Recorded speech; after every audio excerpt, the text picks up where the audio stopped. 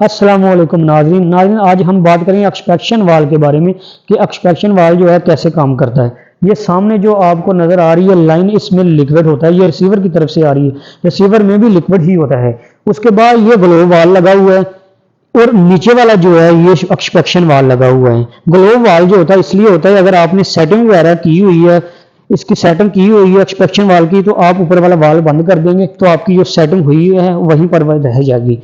उसके बाद अगर आपने कोई ग्लैंड वगैरह या आपका नीचे वाला वाल जो लीक हो जाता है तो आप इसको बंद कर सकते हैं, तो आपकी गैस जो रुक जाया करेगी। ये स्पेयर वाल होता है। स्पेयर वाल का यही काम होता है, अगर आपने ग्लैंड वगैरह डालना है या अगर आपका ये वाला वाल लीक हो जाता है तो ये आप ऊपर वाला वाल जो बंद कर देंगे तो आपकी जो है प्रॉब्लम जो गैस वगैरह की लीकेज की होगी वो खत्म हो जाएगी। ये इसलिए होता है।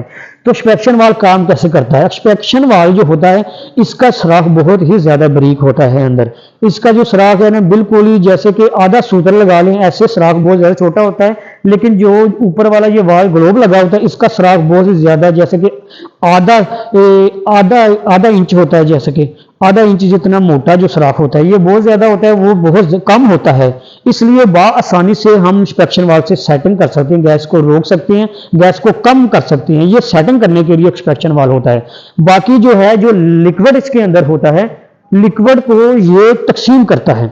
जैसे कि हम नाई की दुकान पे जैसे कि स्प्रे वाली बोतल होती है जो वालों पे पानी डालने के लिए होती है, उसके नीचे अंदर जो पानी होता है और जब उसको हम दबाते हैं तो पानी ऊपर निकलना है। वो कैसे निकलता है? जैसे कि तकसीम हो जाता है, छोटे छोटे जर्रों में तकसीम हो जाए या बखारात की शक्ल में तकसीम हो जाता है।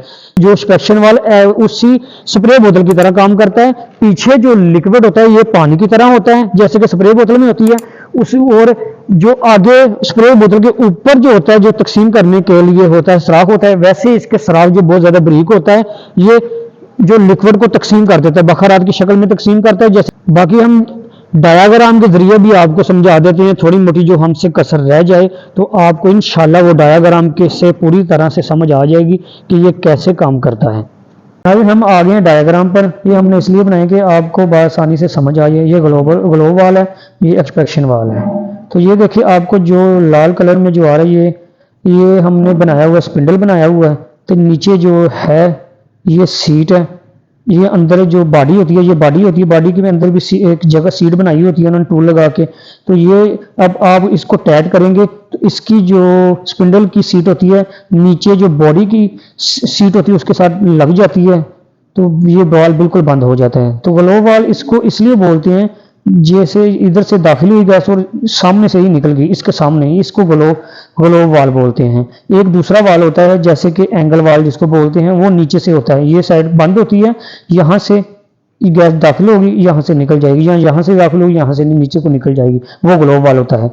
तो ये एक्सपेक्शन वाल है, ये ग्लोब वाल है। एक होता है तीसरा जो जिसे बोलते हैं एंगल वाल, जो ऐसे मैंने बताया वो नीचे की तरफ से होता है जैसे कि ये है, लेकिन ये मैंने बनाया हुआ एक्सपेक्शन वाल होता है। एक्सपेक्शन वाल की तरह ही होता है वो भी एंगल वाल, लेकिन उसमें जो शीट वगैरह ऐसे होती है ना कि ऐसे जैसे कि एक्सपेक्शन वाली होती है। उम्मीद है आपको समझ आ गई होगी। बाकी जो हम एक्सपेक्शन वाल के बारे में बताते हैं आपको, ये स्पिंडल है, स्पिंडल ऐसे ही है जैसे ग्लोब वाल का है, लेकिन फर्क क्या है इसमें? फर्क ये है कि जैसे ग्लोब वाल का जो आगे वाली सीट है, ये देखें आपको हम समझा देते हैं। ये देखें ये ग्लोब वाल की जो सीट है वो बहुत ज़्यादा मोटी है, देखें आपको समझ आ जाएगी। इसके मुताबिक जो होती है इंस्पेक्शन वाल की वो ऐसे नहीं होती, वो बहुत ही ज़्यादा आगे से तीखी होती है, वो भी हम आपको दिखा देते हैं। ये देखें ये लंबी होती है, ये देखें ये इंस्पेक्शन वाल की है। तो ये क्यों होती है? ये इसलिए होती है कि अगर आपका जो गैस है, गैस वगैरह है, उसको ये ज़्यादा नहीं अंदर जाने देती, सुराख बहुत ही कम होता है, छोटा सा सुराख होता है और सुराख में ये सलाई अंदर तक गई होती है। जब आप इसको थोड़ा सा ओपन करते हैं, पीछे से वाल को खोलते हैं, तो ये क्या होता है, थोड़ा सा ही सुराख ओपन होता है, थोड़ी सी गैस जो है वो आगे जा पाती है। अगर आपसे थोड़ा सा जो पीछे से स्पिंडल ज्यादा भी खुल जाता है, फिर भी ये सलाई जो है थोड़ी सी ही पीछे होगी, तो आपका जो सुराख थोड़ा सा ही ओपन होगा, मशीन को कोई नुकसान नहीं होगा, ज्यादा लोड भी नहीं डलेगा। अगर इसकी जगह आपका जो ग्लोब वाल लगा हो, ये इंस्पेक्शन वाल ना हो, फिर क्या होगा? फिर ये होगा कि आप पीछे से थोड़ा सा भी आप ओपन करेंगे, वाल को खोलेंगे थोड़ा सा भी, तो गैस बहुत ही ज्यादा स्पीड से और बहुत ज्यादा आगे चली जाएगी। وہ کیوں جائے گی؟ کیونکہ اس کی سیٹ اور سراخ بہت زیادہ ہوتا ہے، اندر جو سراخ ہوتا ہے اس کے مطابق سراخ جو باڈی کا اس کا سراخ ہوتا ہے وہ بہت کم ہوتا ہے، اس کی باڈی کا سراخ بہت زیادہ ہوتا ہے۔ اس کا سپنڈل جو ہوتا ہے وہ میں نے آپ کو دکھایا تھا، یہ دیکھیں ایسے ہوتا ہے، بہت ہی زیادہ یہ موٹا جو چوڑا ہوتا ہے، اور جو انسپیکشن کا ہوتا ہے وہ بہت ہی زیادہ باریک ہوتا ہے۔ تو اس کو اگر آپ اس کی جگہ پہ لگائیں گے تو اس سے آپ سیٹنگ نہیں کر پائیں گے، اگر سیٹنگ کر بھی لیں گے تو اگر آپ نے تھوڑا سا وال کو کم کرنا ہوگا تو کم کریں گے، آپ کی جو برف ہوگی وہ بہت زیادہ پیچھے جہاں آ جائے گی، جہاں اگر آپ اس کو کھولیں گے تو آپ کی مشین پہ لوڈ ڈل جائے گا، برف آگے چلی جائے گی، آپ کی مشین کو نقصان ہونے کا خطرہ ہوگا۔ تو یہ میں امید ہے کہ آپ کو سمجھ آ گئی ہوگی کہ انسپیکشن وال کیا ہوتا ہے اور گلوب وال کیا ہوتا ہے، اور اینگل کا کیا ہوتا ہے؟ اینگل ایسا ہی ہوتا ہے، وہ نیچے کی طرف کھلا ہوتا ہے، یہاں پر یہ سائڈ جو ہوتی ہے وہ بند ہوتی ہے۔ تو اینگل وال کا یہ ہوتا ہے کہ وہ ایسے گیس جاتی ہے اور نیچے کی طرف ہوتی ہے، اینگل شکل میں جو ہوتی ہے۔ گلوب وال جو ہوتی ہے وہ سیدھا ہوتا ہے۔ تو یہ ایکسپیکشن وال ہے۔ ٹھیک ہے ناظرین، آپ کو جو ہے پوری سمجھ آ گئی ہوگی۔ یہ بھی آپ کو ہم پھر دکھا دیتے ہیں، یہ جو ایکسپیکشن وال کا سپنڈل ہے یہ جو ہے یہ گلوب وال کا سپنڈل ہے، ایسے ہی اینگل وال کا سپنڈل بھی ہوتا ہے۔ تو اس کا جو سوراخ ہوتا ہے وہ بہت زیادہ ہوتا ہے، باڈی میں بھی اس کا جو سوراخ ہوتا ہے وہ بہت ہی زیادہ کم ہوتا ہے۔